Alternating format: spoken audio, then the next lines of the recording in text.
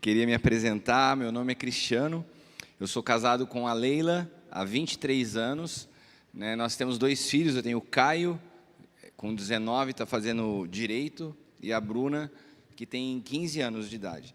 Eu sou engenheiro civil de formação, tenho um MBA em Gestão Empresarial, fiz também faculdade de Teologia, sou diretor de uma construtora há 25 anos na cidade de Taubaté. Nossa empresa já esteve entre as 100 maiores empresas do segmento por 5 anos consecutivos, né? E depois, quando começou, no último período do governo da Dilma, nós enfrentamos um período muito difícil, uma crise muito violenta no nosso setor e atingiu muito a empresa. E atualmente nós estamos num processo de recuperação judicial dessa empresa construtora, mas eu ocupo não só o cargo de direção dessa empresa, mas como eu sou head de incorporação do grupo Rossi Plan em São Paulo também, e tenho sempre procurado conduzir o aspecto profissional com a minha vida ministerial em conjunto, né? Então eu tenho me movido de forma apostólica através do Ministério Sonho de Deus, da qual eu faço parte já há 25 anos, e tenho sido responsável pelo trabalho das nações. Então nós temos um trabalho que se chama ATT, que é Apostolic Transmission Tower, são torres de transmissões apostólicas que são plantadas em diferentes continentes com o intuito de ajudar a igreja de Cristo que estão em diferentes nações. Tem também um trabalho que está debaixo da minha responsabilidade, que é o Aljava, que é um lugar de cuidado de pastores, pastorear aqueles que pastoreiam, né? Já estamos fazendo isso também há algum tempo. E mais recentemente nós lançamos o LED, que é um projeto que se chama Luz em 10 Minutos.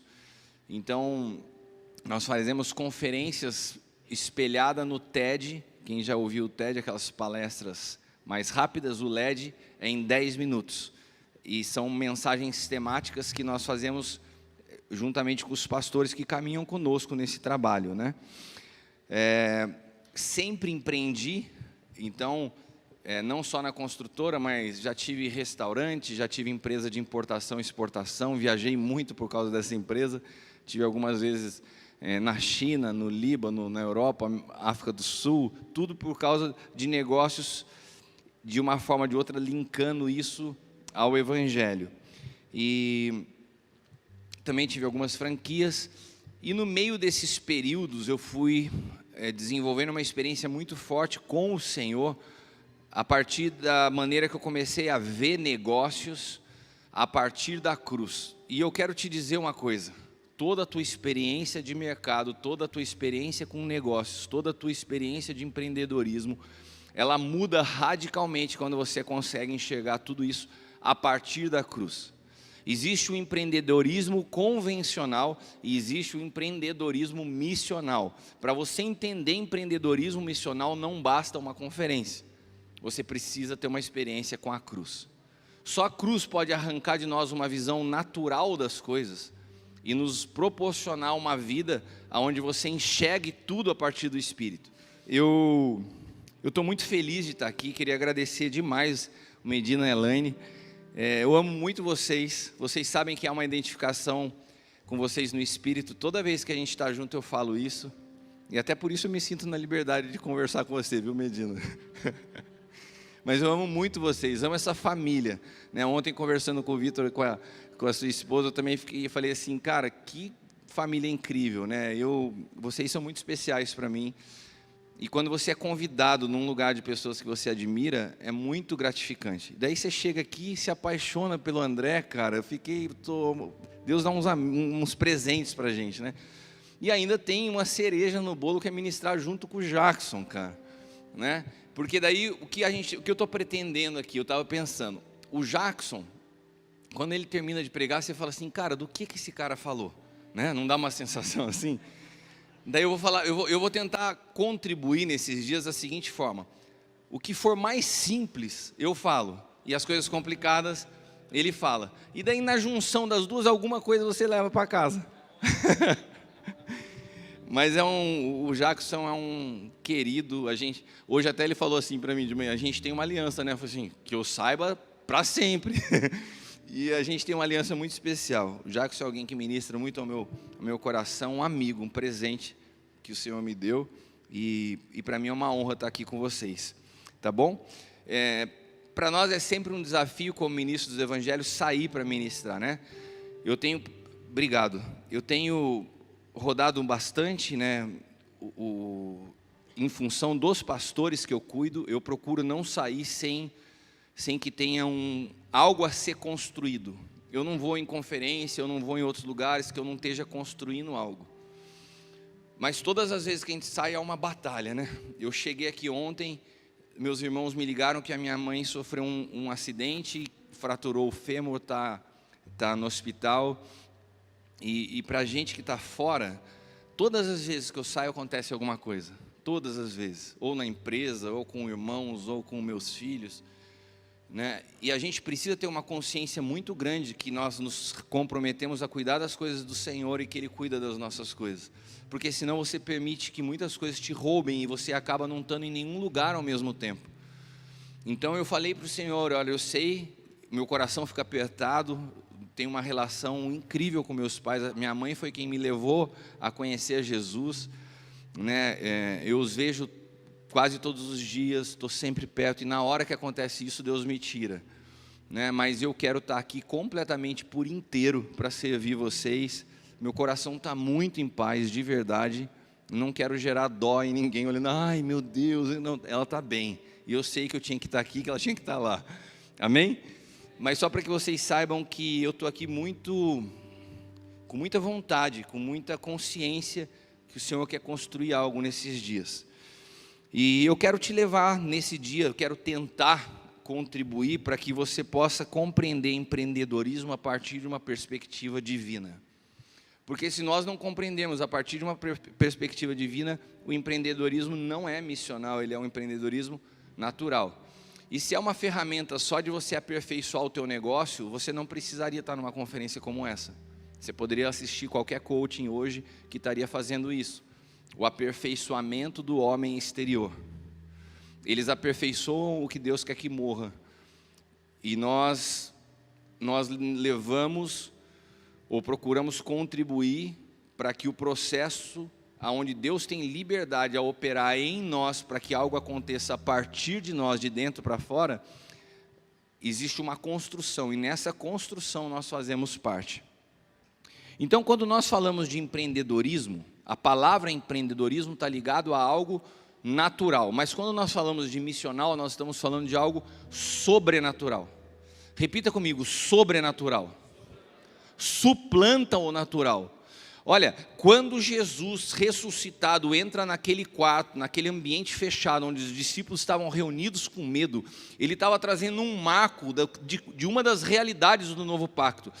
O espiritual, o invisível suplanta o visível. Era isso que Jesus estava marcando ali para eles. Ele atravessa a parede, com um corpo glorificado, capaz de ser tocado, porque depois ele fala assim, pode tocar aqui. Mas aquele corpo capaz de ser tocado, aquele corpo ele era glorificado e era capaz de suplantar uma parede, uma resistência visível. E o Senhor está querendo deixar claro, porque a igreja ela não está restrita aos moldes daquilo que é visível. Nós somos chamados para vencer o visível através do invisível. E o empreendedor missional ele tem que entender que a vida dele nunca vai ser normal, nunca vai ser natural. A matemática de Deus não é igual à nossa, e para eu entender isso como engenheiro foi muito difícil. Para mim 2 e 2 são 4, para Deus 5 mais 2 alimenta uma multidão. Não fecha as contas se você tenta entender as coisas de forma muito lógica. E nós precisamos entender que Deus é sim um Deus de processos, mas Ele sempre nos surpreende no meio de um processo através de um milagre. Senão nós nos tornamos muito céticos, muito racionais, e nós não podemos entender assuntos espirituais com uma mente racional. A vida que nós portamos é uma vida eterna, e nós temos que estar atentos a cada instante, para que a gente produza realidades eternas. Porque senão as nossas conversas, porque senão os nossos planos, passam a ser planos naturais, e a gente acaba se desconectando de uma realidade que a gente porta como vida. E daí você cria essa dualidade de homem secular e homem ministerial. Essa dualidade existe porque a gente não entende a eternidade na prática.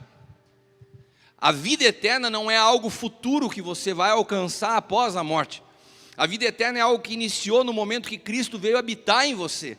E essa eternidade tem que estar presente no seu dia a dia. Porque todas as vezes que você fala, todas as vezes que você se comunica, todas as vezes que você se relaciona, você constrói ambientes eternos. Você sabe como Jesus estabelece o fundamento da igreja? Depois de ter passado um dia com os discípulos, pescando, operando milagres, libertando pessoas, eles chegam à noite, está todo mundo eufórico numa mesa, comendo, jantando. E de repente Jesus solta uma pergunta naquele momento: o que dizem as pessoas que eu sou? Repita comigo: as nossas conversas abrem portais eternos. Quais são os portais que você tem aberto quando você conversa? Você já parou para prestar atenção? Quando você está numa mesa de almoço, de jantar, quais são as conversas? O que você produz dentro do seu ambiente de empresa? Porque as nossas conversas são portais eternos que se abrem, para que realidades espirituais que possam fazer um download do céu e se manifestem naturalmente. Jesus ali, ele pega aquele momento de euforia dos discípulos e vê a oportunidade de estabelecer o fundamento da igreja. Ele joga uma pergunta e fala: o que dizem os homens que eu sou? Era uma conversa, era um bate-papo, ele não estava pregando. Ele não estava no púlpito, ele não estava numa palestra motivacional. Ele estava numa mesa jantando de maneira totalmente informal.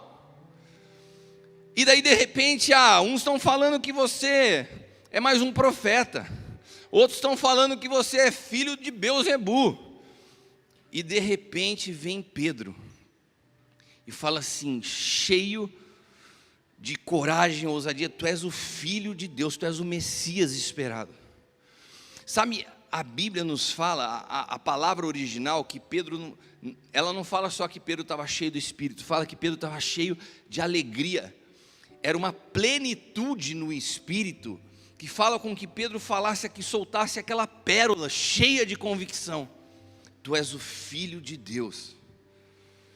E através dessa declaração de Pedro, Jesus fala assim: sobre esta palavra eu edificarei minha igreja. Você consegue imaginar que numa conversa informal, num ambiente informal, uma palavra abre um portal eterno, aonde Jesus fala assim: está trazido à existência o que eu precisava para estabelecer o fundamento da igreja. Você consegue imaginar que essa vida eterna que nós portamos, ela é tão poderosa, que através de conversas informais, você abre janelas proféticas capazes de produzir algo que o céu aguarda que se manifeste sobre a terra? Foi mais ou menos o que aconteceu com Abraão, quando ele vai sacrificar Isaac.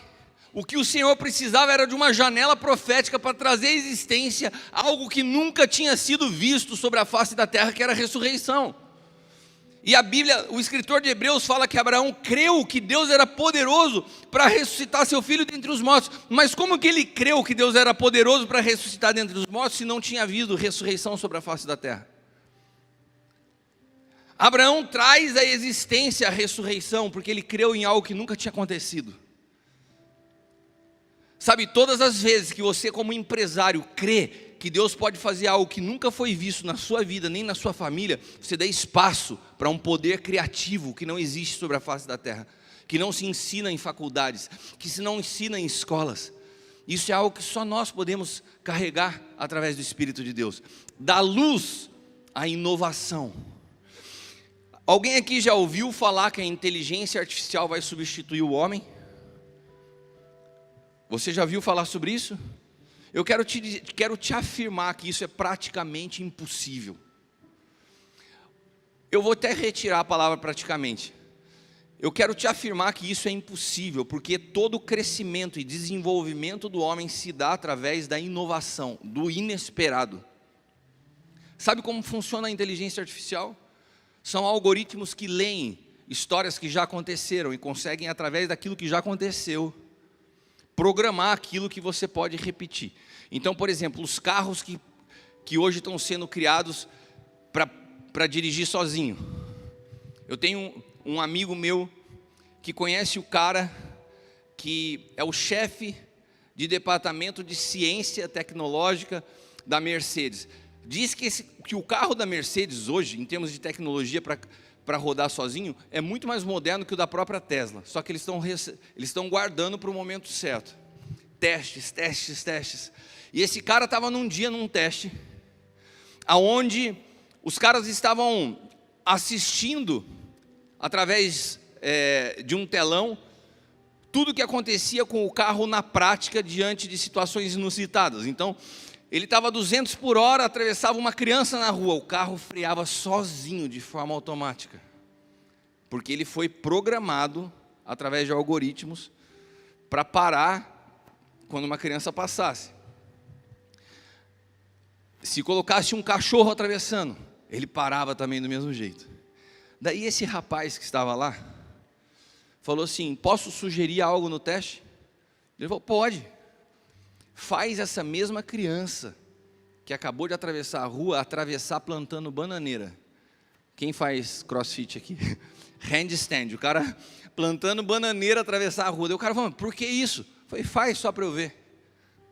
Daí pôs a criança lá no computador, atravessando a rua, plantando bananeira. O carro veio e passou por cima da criança. Porque ele não tinha nenhuma leitura do passado de alguém atravessando a rua, plantando bananeira. Sabe, se a gente achar que o nosso destino está na mão de um algoritmo que lê o passado, isso não existe. Porque o futuro, ele só é trazido à existência por pessoas que têm percepção profética, é o Espírito, não tem a ver com o algoritmo.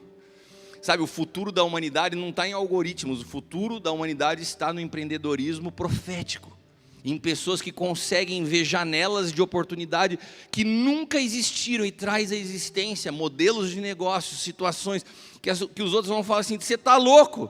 Não, não estou louco, eu só estou trazendo à existência algo que você nunca viu. E todas as vezes que isso aconteceu na história, as pessoas que o fizeram eram chamadas de loucas. Você está aqui comigo? Amém?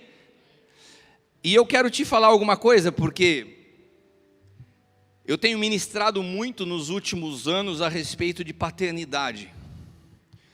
Se tem algo que nós precisamos alinhar sobre a face da terra, nessa geração, é a compreensão a respeito de paternidade. Você não desenvolve um empreendedor de forma plena se você não o desenvolver como filho e como pai. A paternidade é o sistema de governo de Deus. Deus governa sobre a terra através de paternidade. E todas as feridas comportamentais, feridas da alma, relacionamentos interpessoais, passam por problemas com a relação da paternidade. E se a paternidade é o sistema de governo de Deus, todo o sistema de governo tem também um sistema organizacional. E o sistema organizacional desse sistema de governo chamado paternidade se chama família. Então, paternidade é um sistema de governo e a família é o sistema que organiza esse sistema de governo. Eu queria que você colocasse, por favor, para mim o primeiro slide que eu separei para que vocês possam entender. Essas são as estruturas organizacionais que nós conhecemos de forma mais convencional. Você pode ter um sistema chamado de sistema circular, você pode ter um sistema chamado de sistema linear, ou você pode ter um sistema chamado de sistema piramidal. O sistema piramidal é o sistema mais utilizado nas empresas brasileiras. Algumas empresas de tecnologias mais modernas têm utilizado o sistema circular, mas a estrutura básica organizacional de uma empresa é a estrutura piramidal. Onde você tem um CEO, você tem um executivo, você tem um chefe como cabeça. Os cargos, eles vão crescendo à medida que os colaboradores de nível mais baixo ficam na base da pirâmide e um chefão lá em cima. Quantos conhecem esse sistema? Agora, quando você vai entender o sistema de governo de Deus, se você tenta entender as coisas de Deus com a mente humana, não fecha a conta. Porque o sistema de Deus é todo invertido ao sistema do homem, é um mundo paralelo à parte. No reino de Deus, enquanto as pessoas tentam empoderar o homem, falam: você pode, você consegue, você é o cara. Deus fala assim: quando você é fraco, Então você é forte, porque daí na tua fraqueza o meu poder se aperfeiçoa. Quando no sistema do mundo você fala assim, cara, pandemia, retém, segura, economiza. A palavra de Deus fala assim, aquele que semeia é o que colhe. Quem dá é aquele que vai receber. Então a matemática de Deus ela é invertida. Se você aprende no mundo assim, olha, bateu, levou. Com Deus é bateu, dá outra face. A conta não fecha. Então quando você tenta entender, a paternidade é o sistema governo de Deus, já entendi. Então tem um pai lá em cima. Eu vejo um monte de ministérios e pessoas falando de paternidade espiritual com uma mente natural. Daí coloca o pai no topo da cabeça da pirâmide e põe todo mundo embaixo. Você só mudou o nome, mas na verdade é uma liderança opressora do mesmo jeito que você dá o nome de pai e filhos. Mas você não mudou o desenho, porque o desenho de Deus para o sistema de governo chamado paternidade é outro. Pode passar o próximo slide. Seria mais ou menos assim. É uma pirâmide invertida, que a importância, a ordem de importância dos elementos são apresentados dessa forma. O pai, ele fica na ponta da pirâmide, sendo base, sendo sustentação, sendo plataforma de lançamento para os filhos. Um pai genuíno, formado no Espírito, ele tem prazer de ver os filhos crescerem. Ele tem prazer de ver os filhos indo além. Ele tem prazer de desaparecer para que os filhos apareçam. Esse é o ministério apostólico que Paulo fala. A nós, apóstolos, Deus nos colocou como últimos, como escória da sociedade. E você vê um movimento apostólico onde o apóstolo se apresenta como um semideus. Porque nós não temos a compreensão espiritual e tentamos falar de assuntos espirituais que ouvimos outras pessoas falando, mas através de uma mente natural. E eu estou te falando isso como uma introdução para que você não entenda empreendedorismo missional a partir de uma mentalidade humana. Não vai dar certo. Então qual é o meu convite para você nessa tarde? Baixa a guarda. Se desarma de toda a compreensão natural daquilo que você pensa que já sabe, para que você possa receber no teu espírito uma medida nova do que o Senhor tem para a tua vida. Você pode dizer amém? Você está disposto a isso nesses dias? Eu posso orar por você por isso? Quantos dizem amém? Então eu queria te convidar, se for possível, que você fechasse os teus olhos por um instante. Coloque a mão sobre a tua mente. Senhor, nós queremos declarar a liberdade do teu espírito para edificar no nosso espírito.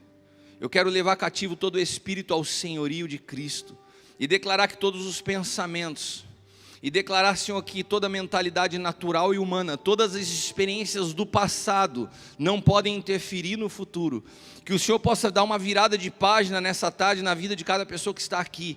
Que nós não venhamos a tentar entender aquilo que está sendo falado a partir das experiências dos nossos pais, dos nossos familiares, das marcas que trazemos, mas que nós possamos dar ouvido à voz que vem do Espírito, e que algo novo seja gerado em nós nesses dias. Nós declaramos, Pai amado, que esse ambiente é um ambiente profético, que há uma janela aberta na eternidade para que o Senhor construa algo inspirador e inovador, que possa gerar em nós um novo entendimento a partir desses dias, em nome de Jesus. Se você crê, diga amém. Amém. Abra sua Bíblia em Efésios capítulo 5, versículos do 25 ao 33.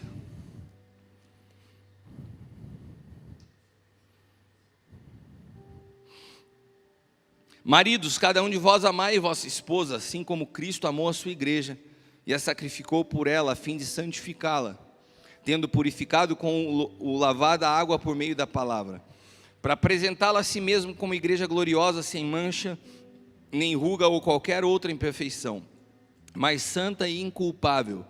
Sendo assim, o marido deve amar sua esposa como ama seu próprio corpo. Quem ama sua esposa ama a si mesmo. Pois ninguém jamais odiou o próprio corpo, antes o alimenta e dele cuida, assim como Cristo zela pela igreja. Pois somos membros do seu corpo, e por esse motivo o homem deixará pai e mãe, se unirá à sua esposa, e os dois se tornarão uma só carne. Este é um mistério grandioso. Refiro-me, contudo, à união entre Cristo e a igreja. Portanto, cada um de vós amai sua esposa como a si mesmo, e a esposa trate o marido com todo respeito. Nós não temos como falar de empreendedorismo alinhado ao desenho de Deus, que seria o empreendedorismo missional, sem falar de famílias que vivam as realidades a partir do desenho de Deus. Porque senão nós estaríamos gerando um ambiente de incoerência. Você tem o desenho de Deus no seu negócio e não tem o desenho de Deus na sua casa. Você põe em prática uma coisa que funciona no teu negócio, você é um sucesso profissionalmente, mas é um fracasso dentro de casa. Então as coisas de Deus, elas nascem de uma ordem. E a ordem é o seguinte: alinha a tua vida, alinha a tua família, que eu alinho os teus negócios. Então o desenho de Deus, ele parte de uma lógica, de uma ordem, de um protocolo divino, aonde se alinha o homem, se alinha a casa, então se alinha os negócios. Eu vejo hoje muitas pessoas buscando soluções mágicas para os seus negócios, enquanto o seu casamento está uma tragédia. Deus não é um Deus que vai te abençoar nos negócios com a tua vida completamente torta. E é isso que às vezes me gera um certo conflito no movimento coaching no Brasil. O coaching por si mesmo não tem nada de mal, mas a maneira como ele é praticado, muitas vezes com motivações equivocadas, misturado com motivações cujo fim é só o dinheiro, acaba gerando muito dano para a igreja. Porque você não passa por uma preocupação com o próximo, você só quer a geração de resultados. E eu tenho visto muitas pessoas que eu conheço, que quando adentram esses movimentos, a primeira zona de conflito é entre o marido e a mulher. É como se eles começassem a ser treinados e olhassem para o lado e falassem assim: quem está segurando a minha vida é minha esposa. E a esposa começa a ser treinada e começa a passar por cursos e olha, quem está segurando a minha vida é meu marido. E daí um tenta empurrar o outro e começa a sentir que está carregando um peso. Porque nós não entendemos esse princípio, que o alinhamento de Deus nasce de casas alinhadas. E a transformação de uma sociedade se inicia através de transformação de famílias. Deus iniciou o processo de povoar a terra através de famílias, não através de empresas. Então você não transforma a terra através da empresa se essa empresa não nascer primeiro de uma transformação de uma família. Quantos podem me acompanhar aqui? O texto que eu quero ler em seguida é bem conhecido, mas eu quero te convidar a ler esse texto a partir das lentes do novo pacto, da nova aliança, porque daí você pode extrair lições poderosas dele e você sair do óbvio. Essa história parece bastante óbvia, mas eu quero te convidar a ler por outra lente. Você me acompanha nessa história que eu acho incrível, e é uma história real. Inclusive tem livros de todas qualquer crenças, né? Os muçulmanos conhecem esse texto, os indianos conhecem esse texto, falam e explicam sobre esse texto, mas o que importa nesse texto é a lente através da qual você lê, que é o texto do encontro de Salomão e da rainha de Sabá. 2 Crônicas capítulo 9, versículos do 1 ao 9. A rainha de Sabá ouviu falar da fama de Salomão e veio a Jerusalém para pôr à prova. Eu vou fazer o seguinte, deixa eu te explicar uma coisa primeiro. Deixa eu explicar primeiro algumas representações simbólicas, da gente ler junto, com você tendo a consciência disso. Melhor, primeiro, eu queria que você visse quando falasse no texto rainha de Sabá como um tipo da igreja, amém? Quando você lê rainha de Sabá, você imagina a igreja. Toda figura do antigo pacto que aponta para uma mulher tem uma figura simbólica da igreja. Amém? Estou te trazendo um princípio para te ajudar a ler a Bíblia através da lente do novo pacto. Quando você lê sobre Esther e Vasti, são dois tipos de igreja. Quando você lê sobre Sara, você está falando de um tipo de igreja. Quando você lê sobre rainha de Sabá, as mulheres no antigo pacto são figuras simbólicas, sombra da igreja. Amém? Então quando você lê sobre a rainha de Sabá, nós vamos estar lendo sobre a igreja. Quando você lê sobre o rei de Salomão, você olha o rei Salomão como um tipo de Cristo. Então esse encontro da rainha de Sabá com o rei Salomão é uma tipificação do encontro da igreja com Cristo. Amém? essa igreja que vai se encontrar com Cristo, porque ouviu da fama de Cristo, e ela se encontra com Cristo, essa igreja se impacta, se impressiona com algo desse Cristo. Essa igreja que se impressiona com algo desse Cristo, tem algo nesse Cristo que é capaz de atrair a sua esposa, a sua noiva. E aqui que existe uma lição para mim e para você, como empresários, como empreendedores. O que há que habita em nós capaz de atrair pessoas a Cristo? O que há que pode ser desenvolvido num negócio, num empreendimento, num projeto que vai muito além do que aquilo que os nossos olhos podem ver, mas que é capaz de atrair as pessoas, que é capaz de impactar pessoas? O que está de tão subjetivo, que às vezes as pessoas não conseguem explicar, mas quando elas estão com você, elas são assim: eu gosto de vir. Tinha pessoas que vinham no meu escritório e falavam assim: eu gosto de vir aqui. E me tomava um tempo danado, mas gostava de ir lá. Chegava lá, tomava café na recepção e ia embora. Alguém já experimentou isso? 2 Crônicas, então, vamos ler agora com essa ótica. A rainha de Sabá ouviu falar da fama de Salomão e veio a Jerusalém para pôr à prova a sabedoria de Salomão por meio de seus enigmas. Chegou acompanhada de uma grande comitiva, muitos presentes caros, camelos carregados de especiarias, essências aromáticas, muito ouro e pedras preciosas. Assim que se reuniu com Salomão, inquiriu-lhe sobre todos os assuntos que desejava. Salomão lhe esclareceu todas as dúvidas, não houve uma só pergunta que Salomão não respondesse satisfatoriamente. A rainha de Sabá ficou muito impressionada ao contemplar a sabedoria de Salomão, o palácio que havia construído, as iguarias que eram servidas na sua mesa, as acomodações dos seus oficiais, o serviço e os trajes suntuosos dos seus criados copeiros e os holocaustos que ele oferecia na casa de Yahvé.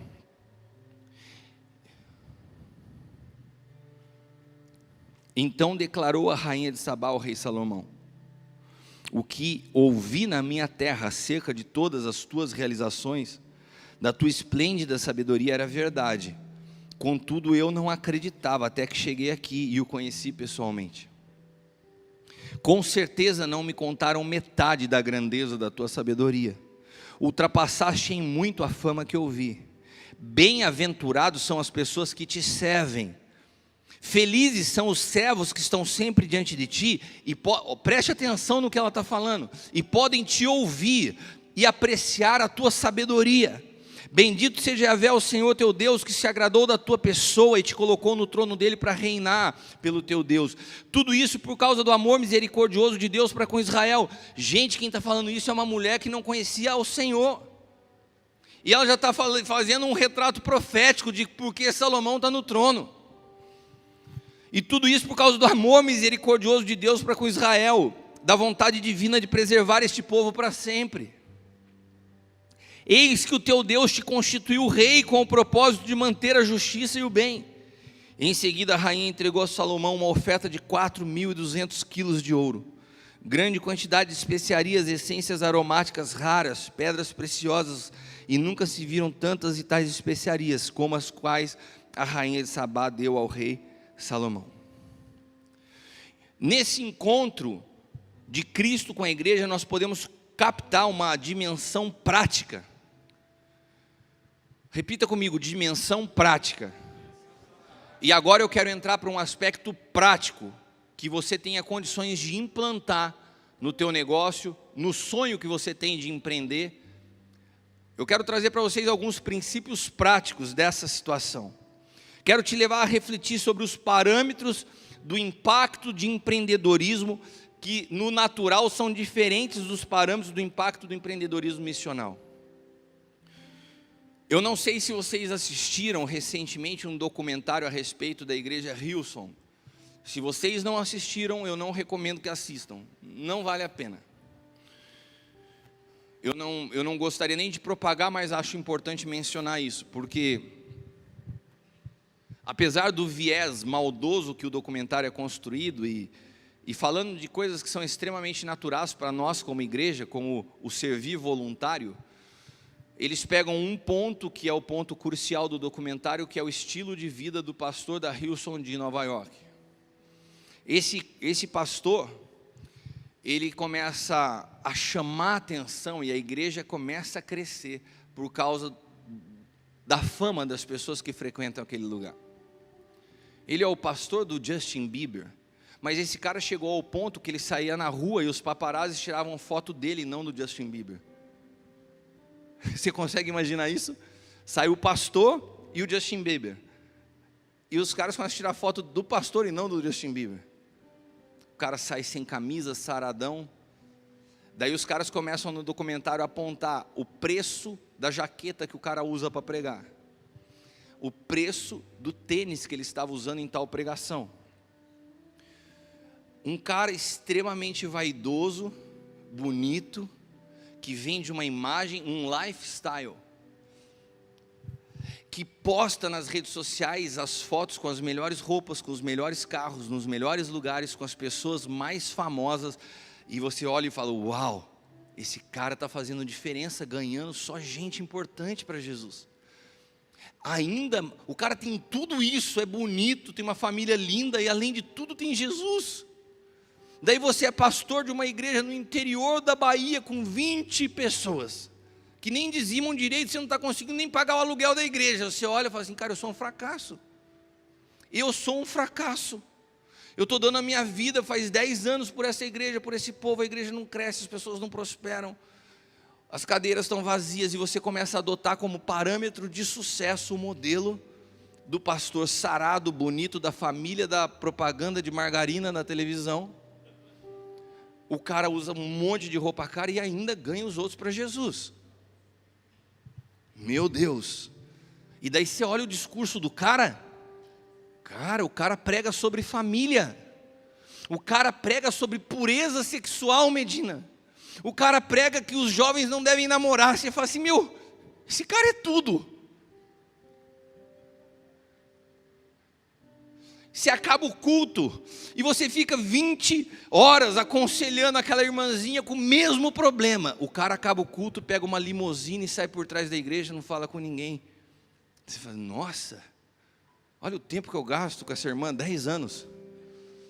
O cara sai de limusine pelo final do culto. É por isso que ele é bem sucedido.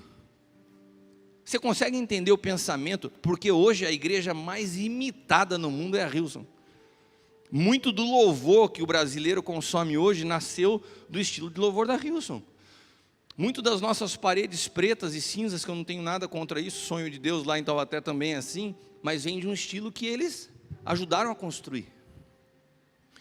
E daí a gente começa a perceber no documentário que vai chegar em algum lugar que vai dar ruim, porque o documentário é ruim. E daí de repente entra no meio do documentário o vídeo do cara saindo do culto, sem camisa, com um colarzão dentro de um carro conversível, mandando a mensagem para sua amante: eu estava pregando agora, mas só pensava em você, e tal. E a mulher resolveu um dia pegar todos esses vídeos e soltar publicamente. Caiu a casa do cara, caiu a casa da pessoa que vivia de aparência, da pessoa que construiu um cenário que um monte de gente começou a se sentir um fracasso, mas o que ele vivia era uma mentira. Eu quero te falar algo, que você entenda que a vida no Espírito, se ela não se torna uma realidade, o que você vai consumir ao longo dos anos vai ser sempre um estereótipo daquilo que você gostaria. Se você não permitir que Cristo de fato seja o governo da tua vida, de dentro para fora, altere a sua visão e a sua percepção do mundo, o seu modelo de negócio como o seu modelo de vida serão consumidos por estereótipos daquilo que você sonha visualmente alcançar. Gente, isso é tão sério que as redes sociais sabem disso, que os gurus do marketing digital sabem disso, que as pessoas que trabalham com algoritmo, o próprio Instagram sabe disso. Ele oferece para você aquilo que você quer ver, e aquilo que é terrível ao homem, que se chama comparação. Na minha infância não tinha Instagram, na minha infância não tinha celular, eu não sou tão velho, mas na minha infância não tinha computador. Então, com quem você se comparava? Com os carinhas que eram mais fera que você na escola. Tinha um universo de umas 3, 4 pessoas que você se comparava. Hoje, com quem que você se compara? Com o pastor da Hillsong de Nova York. Estou dando um exemplo. Você pode se comparar com quem você quiser. O fato é que o leque de comparação aumentou demais. E você se compara com pessoas que você não sabe o espírito que ela carrega, o espírito que ela porta, porque nós nos tornamos pessoas que percebem o mundo através de uma ótica externa e não do espírito. Então, quando a gente fala de empreendedorismo missional, o número de pessoas que estão presentes são muito menores do que se você falasse assim, 3 chaves para o seu negócio bombar da noite para o dia. Daí estaria lotado aqui dentro. Porque as pessoas querem resultados externos e rápidos. Mas elas não entendem que o prosseguir para o alvo que a Bíblia fala é você continuar caminhando em direção ao que Cristo tem para a tua vida, independente das vitórias e fracassos que você possa obter do lado exterior. É avançar para o alvo. E qual é o alvo? Que todos alcancemos a estatura de Cristo. Que nós possamos amadurecer em Cristo. E o empreendedorismo é só uma ferramenta para isso, não é o alvo. No empreendedorismo a gente corre o risco de dar ênfase ao que o mundo dá ênfase. A olhar os resultados e deixarmos de lado as realidades simples, mas que produzem impacto eterno. Repita comigo, realidades simples que produzem impacto eterno. Essa frase você pode guardar e escrever na sua Bíblia, que ela é importantíssima. Porque o que impacta o mundo espiritual não tem a ver com o seu número de seguidores. Você está aqui?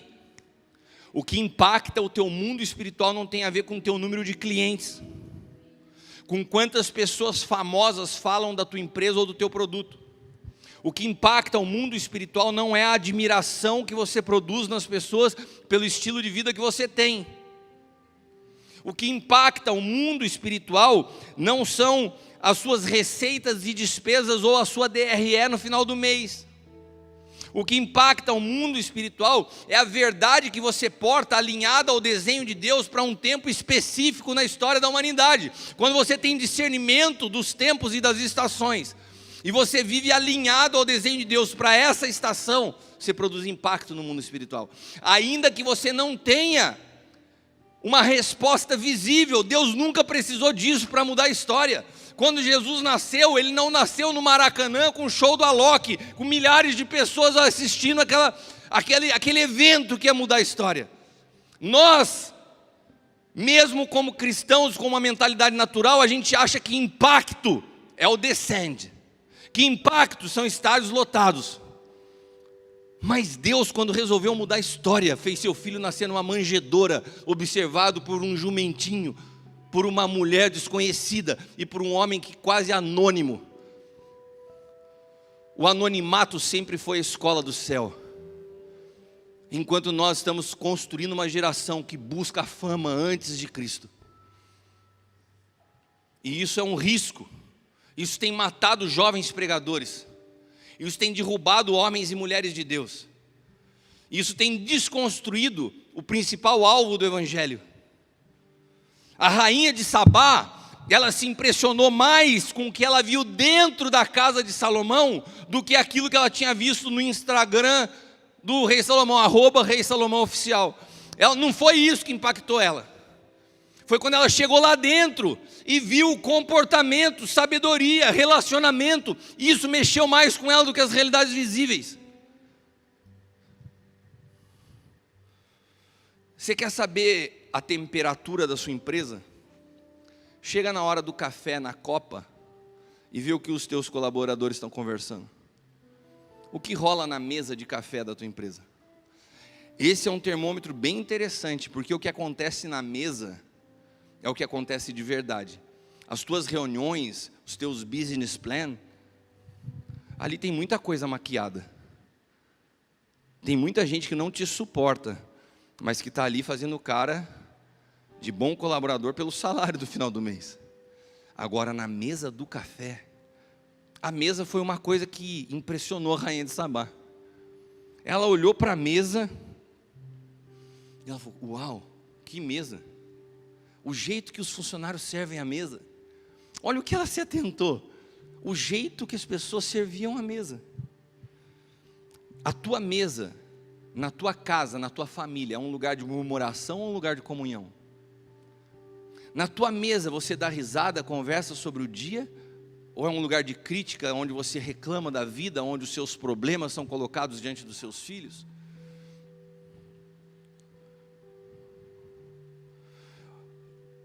Você gasta tempo em um trabalho que te cansa, expõe isso na mesa do café, ou a mesa do café é um momento de comunhão e inspiração? Cara, deixa eu tomar esse café rapidinho, porque eu estou focado. Qual que é? Isso você pega no ar. Eu quero passar para vocês um exemplo, pedir para deixar no jeito o vídeo, o próximo vídeo, o caso Riot. Alguém conhece a Riot? A maior produtora de games do mundo. Ela criou o League of Legends, o LoL, o jogo mais jogado do mundo. Não, antes do vídeo, né, tem a fotinho, antes do vídeo, tem um slide anterior a esse.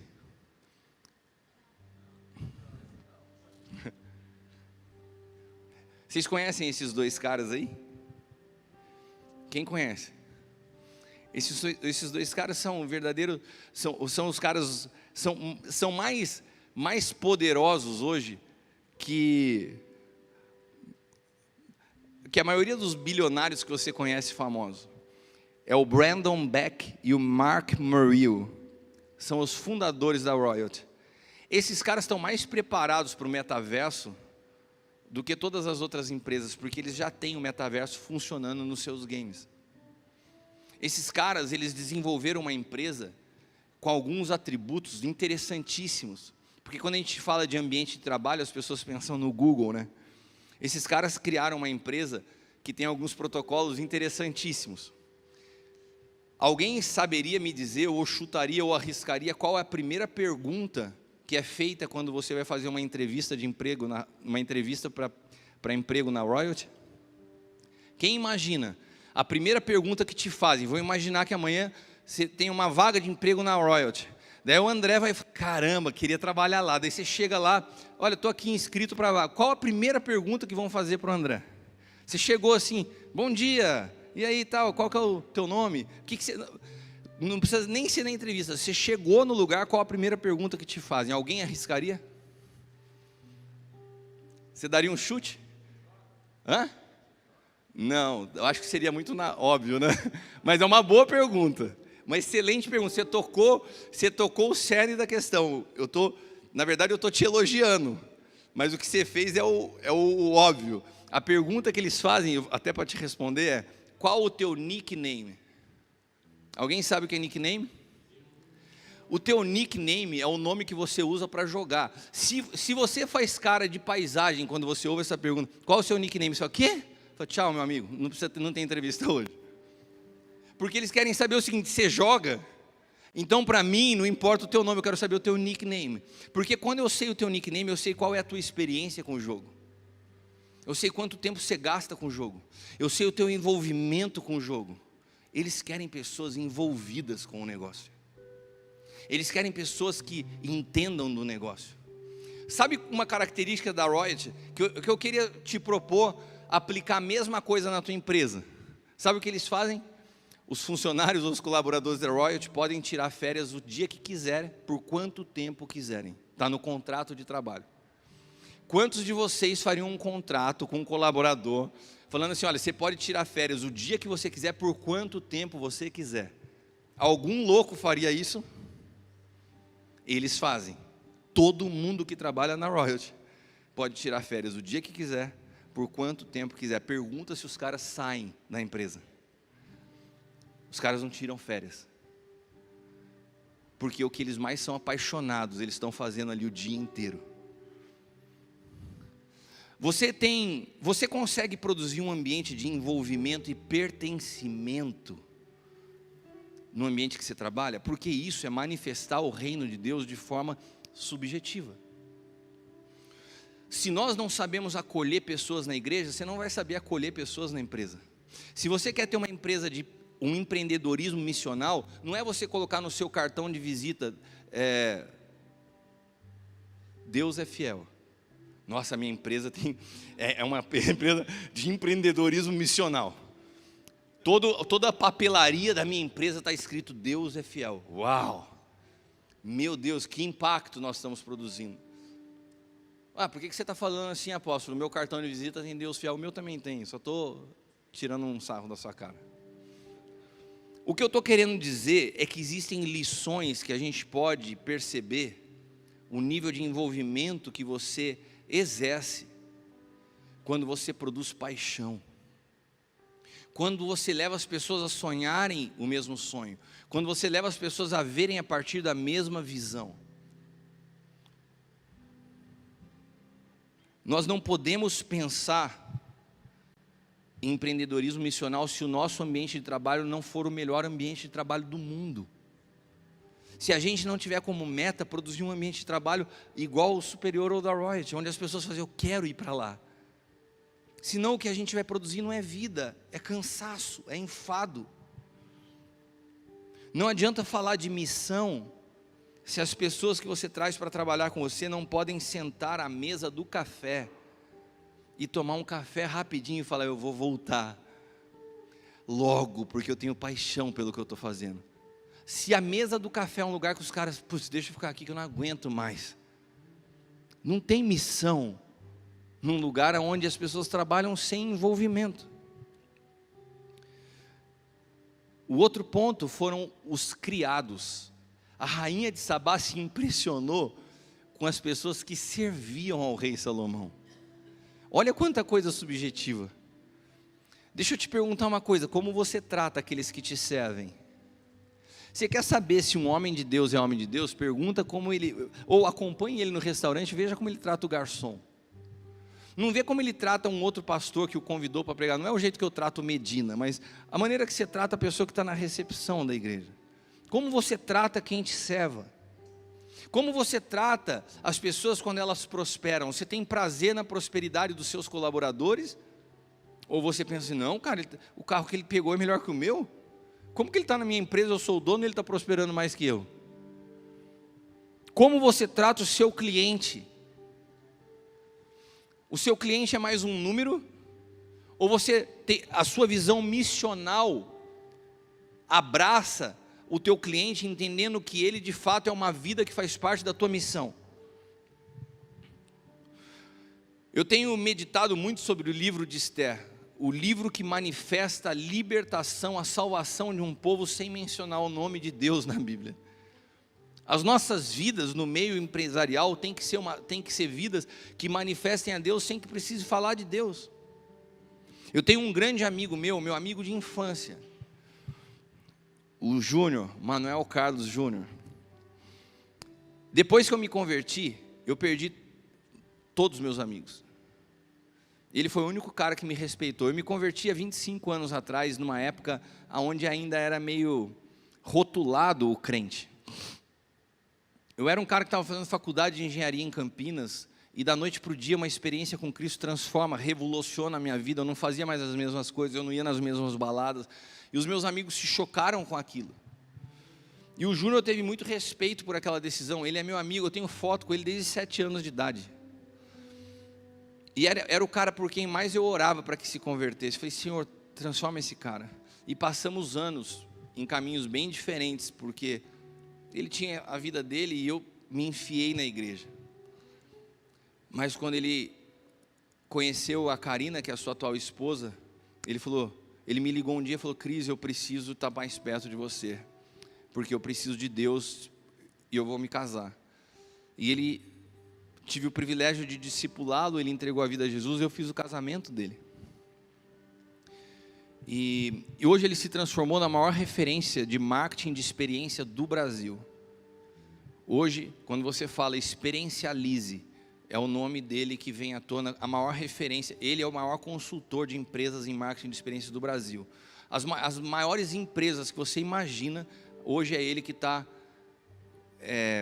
conduzindo não só o atendimento, mas as políticas de experiência para o cliente, que potencializaram muito após a pandemia, porque hoje as pessoas não vão ao shopping para comprar, elas vão para ter experiência. Os shoppings nos Estados Unidos estão fechando um atrás do outro. Você pode comprar vários produtos hoje pela internet. As pessoas não saem de casa para ir comprar, elas saem de casa para ter experiência. Então, se as empresas não se revolucionarem para uma compreensão de marketing de experiência, elas vão perder seus clientes. E ele entrou nessa onda de algo que ele já falava há muitos anos, mas ele se tornou o cara do assunto. E domingo eu fui ministrar, eu estava pregando na igreja, então até ele me ligou e falou: você prega hoje? Eu falei: vou, estou indo para a igreja. Eu falei: uau, que surpresa ter ele ali comigo, um amigo que eu amo tanto. E quando acabou o culto, ele me abraçou e falou assim: olha, foi uma alegria ouvir isso, eu queria você mais perto de mim. O Senhor tem me aberto portas que eu preciso de discernimento. Você vai comigo numa palestra em São Paulo que eu vou dar na terça-feira para o grupo da Canon? Eu falei: vou. E fui com ele terça-feira, passei o dia com ele. E quando eu estava falando com ele, ele falou assim: cara, deixa eu te contar uma coisa, eu fiz uma campanha de uma empresa que você ama. Eu falei: qual? Da Harley Davidson. Eu sou apaixonado por Harley, por moto. E ele falou assim: cara, eu fiz uma campanha para Harley. Faz um tempão já, eu não te mostrei, mas foi incrível o resultado. Eu falei: é mesmo? Ele falou assim: foi demais.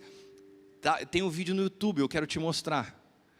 E eu queria mostrar para vocês essa campanha que ele fez da Harley. Eu falei: cara, você está me mostrando ela num bom momento, eu vou usar ela numa palestra que eu vou dar esse final de semana. A campanha que o meu amigo fez sobre a Harley Davidson, eu queria que você assistisse agora.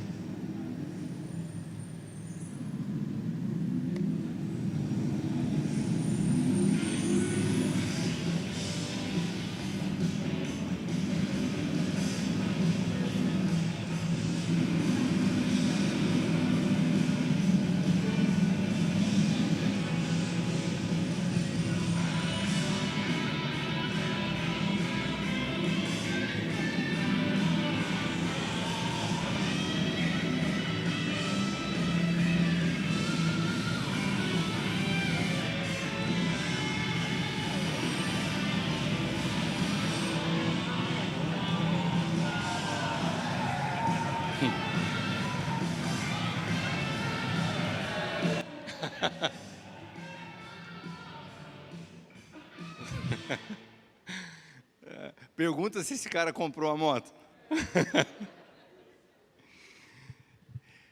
Qual o senso de pertencimento que você transmite às pessoas que se envolvem com a tua empresa? Nós precisamos entender que quando nós falamos de empreendedorismo missional, as pessoas não vão comprar um produto, elas vão se envolver com uma causa. Essa propaganda diz muito a respeito disso. Sabe quanto que custa uma Harley? São motos com mais de 100 mil reais. Você tem um monte de motos similares por preços que são metade do que esse. As pessoas não estão comprando uma moto, elas estão comprando uma experiência. Elas estão comprando uma cultura. Elas estão comprando uma visão. Elas estão comprando o fato de fazer parte de um grupo. Sabe, empreendedorismo missional é você conseguir transmitir uma missão que vai além de um produto. Você não está vendendo um produto, você está apresentando uma causa, que a pessoa que chega para interagir com você, ela quer fazer parte da mesma missão que você faz parte. As pessoas têm que se envolver com a causa, pelo espírito que você porta, pela vida que você transmite, pela verdade que você carrega. Não é mais um treinamento a respeito de como a sua empresa ter sucesso. É como transmitir uma visão. É como transmitir pertencimento. A rainha de Sabá também fica chocada com a maneira como Salomão apresentava suas ofertas. Aquela mulher não era uma mulher que precisava de dinheiro. Ela era muito rica, ela não se impressionava com dinheiro. Ela não se impressionava com a dimensão das coisas, porque ela também era uma pessoa de dimensão. E o povo judeu já tinha o hábito de ofertar grandes ofertas. Mas o que impacta a rainha de Sabá é que Salomão era diferente. Ele não fazia o que todo mundo fazia, ele ia além do que as pessoas faziam. Ela olha e fala: esse cara não é normal. Ele não ofertava como qualquer um. Ele não pegava o envelope, o dinheiro, punha no envelope e trazia à frente. Ele vinha celebrando. Ele tinha consciência que tudo aquilo que tinha dele vinha do Senhor. Ele era grato. E a gratidão dele era expressa nas suas ofertas. Sabe, a oferta não é um dinheiro que você traz amassado e coloca no gasofilácio. A oferta é uma atitude que vem junto com você. Por isso a primícia era um símbolo profético, onde o sacerdote tinha que apresentar a primícia diante do Senhor. Porque o sacerdote, ele tinha uma representatividade. Ele falava o seguinte: a vida que o André porta é coerente com a oferta que ele traz. Então, Senhor, eu apresento não só a oferta, a vida do André diante do Senhor para que seja aceita. Esse era o papel do sacerdote, apresentar diante de Deus a coerência da oferta com a vida de quem portava a oferta. Isso ainda requer de nós consciência ao ofertar. Você não está trazendo uma esmola, você está apresentando a sua vida de forma sacrificial. Deus não precisa das nossas esmolas, as nossas esmolas elas devem ser dadas a quem precisa de esmola. Aqui é um lugar de culto, onde nós expressamos nossa gratidão, a nossa paixão. E isso mexe com a rainha de Sabá. E o que mexe com a igreja, o que movimenta uma igreja, o que movimenta o empreendedor missional, é o prazer que ele tem em dar. É o prazer que ele tem em semear. Ele tinha alegria em dar, mas ele não fazia somente o que estava na lei. Ele fazia além do que lhe era devido. Lucas 17, do 9 ao 10 diz assim: porventura dá graças ao teu servo porque fez o que lhe foi mandado? Creio que não. Assim também vós, quando fizerdes tudo o que vos foi mandado, dizei: somos servos inúteis, porque fizemos somente o que devíamos fazer. A única coisa que eu não quero ouvir diante da minha vida com o Senhor é: você fez o que deveria ser feito. Você fez o que deveria ser feito. Muitos de nós estamos satisfeitos em pegar 10% do nosso salário, apresentar ao Senhor e fazer o que deveria ser feito. Fazer o que deveria ser feito é uma realidade do antigo pacto. A lei está aí colocada para eu cumprir exatamente o que precisa ser feito. Se Salomão se detivesse a fazer exatamente o que estava na lei, ele estaria perfeito na época em que ele vivia. Sabe por que ele surpreende aquela mulher? Porque ele vivia na lei com uma mentalidade de novo pacto. Ele fazia além do que ele pedia. O duro é você estar no novo pacto com a mentalidade da lei. E daí você entende o dízimo como: cumpri minha parte, dei 10% aquilo que eu deveria dar. Eu vejo as pessoas se movendo dessa forma todos os dias. Agora, quando nós falamos de empreendedores, fazer tudo o que lhe foi ensinado é ser inútil. Nós somos chamados a fazer, a ir além. Cumprir o que foi ordenado na lei era para o tempo da lei. Hoje nós temos um princípio que nos norteia, que é ir além, exceder a justiça dos escribas e fariseus. Uma empresa, um empreendedor só será de fato missional quando os seus gestores e colaboradores tiverem disposição de ir além. Além do que o mercado espera, além do que biblicamente seriam princípios esperados de todo cristão. E além, surpreender as pessoas, fazer além do que você acha que seria o natural você fazer.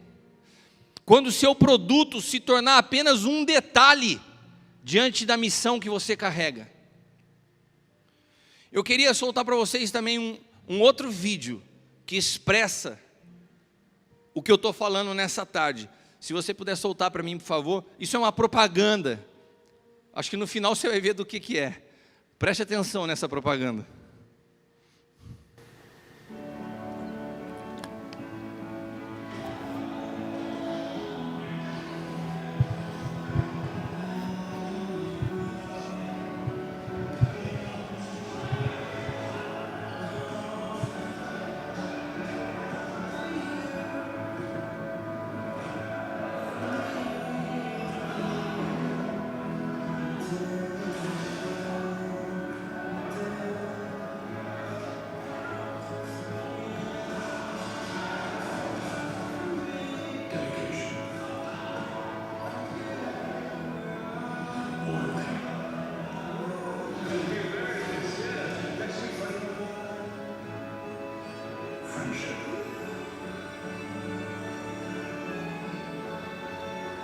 The choices we make reveal the true nature of our character.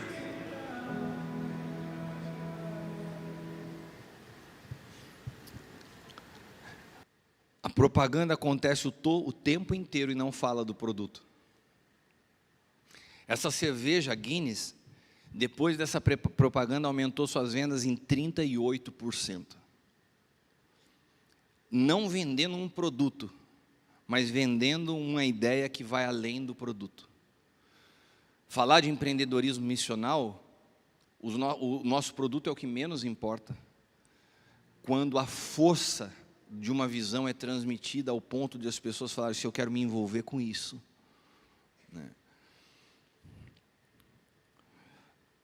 Olha o que a rainha de Sabá fala após observar tudo o que ela observou. O versículo 7 diz assim, portanto, bem-aventurados são as pessoas que te servem. Felizes são os teus servos. Por quê? Pelo salário que recebem no final do mês? Não. Bem-aventurados os teus servos que podem ouvir e apreciar da tua sabedoria. Um empreendedor missional tem que ser alguém que atrai as pessoas pelo simples fato de falar assim, cara, eu quero fazer parte disso. Que ambiente incrível, que vida vocês carregam. Salário nesse lugar é um detalhe.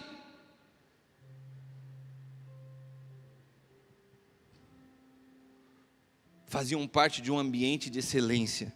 No versículo 8 ela fala assim, bendito seja o Senhor teu Deus, que se agradou da tua pessoa, te colocou no trono dele para reinar pelo teu Deus. E tudo isso por causa do amor misericordioso de teu Deus para com Israel.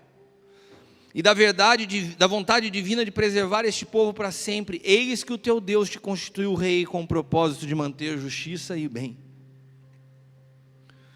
Quando eu vejo a rainha de Sabá falando e glorificando o Deus de Salomão, que ela não conhecia, a partir do ambiente que ela viu na sua casa, eu posso entender uma coisa. Uma empresa que vive uma verdade espiritual vai sempre resultar em glória a Deus. Nunca, ou em maneira muito inferior aos seus gestores e líderes. Quando o alvo das boas ações que você faz é você, a glória não está indo a Deus. Quando o alvo de tudo que você faz, quem é visto é o Senhor, ainda que não sejam nas suas palavras, mas nas suas ações, então a sua empresa alcançou o que nós chamamos de empreendedorismo missional. Queria agradecer por essa tarde e nós vamos seguir e vai ser uma honra estar com vocês ao longo desse dia com mais do que o Senhor tem a fazer. Amém? Muito obrigado.